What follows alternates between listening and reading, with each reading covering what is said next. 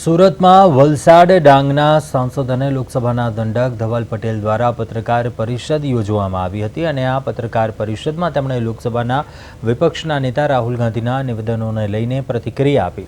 ધવલ પટેલે આરોપ લગાવ્યો કે રાહુલ ગાંધી દ્વારા વડાપ્રધાન નરેન્દ્ર મોદી અને ગૃહમંત્રી અમિત શાહ અંગે અપમાનજનક ટિપ્પણી કરવામાં આવી છે। તેમણે વધુમાં કહ્યું કે ઇન્ડિયા ગઠબંધનમાં આંતરિક વિખવાદ ચાલી રહ્યો છે અને કેટલાક પક્ષો દ્વારા સહયોગ તોડી નાખવામાં આવ્યો છે। ધવલ પટેલે વડાપ્રધાન નરેન્દ્ર મોદીના કાર્યની પ્રશંસા કરતા જણાવ્યું કે તેઓ દેશના વિકાસ અને આંતરરાષ્ટ્રીય સ્તરે ભારતની છબી મજબૂત કરવા માટે કામ કરી રહ્યા છે।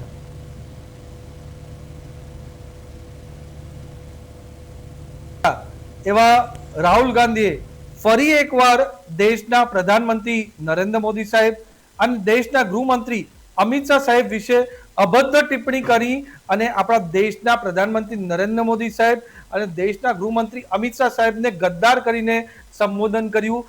એ રાહુલ ગાંધીની છતી માનસિકતા બતાવે છે અને જે રીતના એમની કારમી હાર બંગાળ, આસામ અને પૂરા ભારત દેશમાં થઈ રહી છે એના કારણે નિષ્ફળતામાં આવીને પૂરું માનસિક સંતુલન ગુમાવીને આ રીતના બયાન આપણા દેશના પ્રધાનમંત્રી અને ગૃહમંત્રી અમિત શાહ સાહેબ વિશે પણ આપી રહ્યા છે અને મોદી સાહેબ વિશે પણ આપી રહ્યા છે।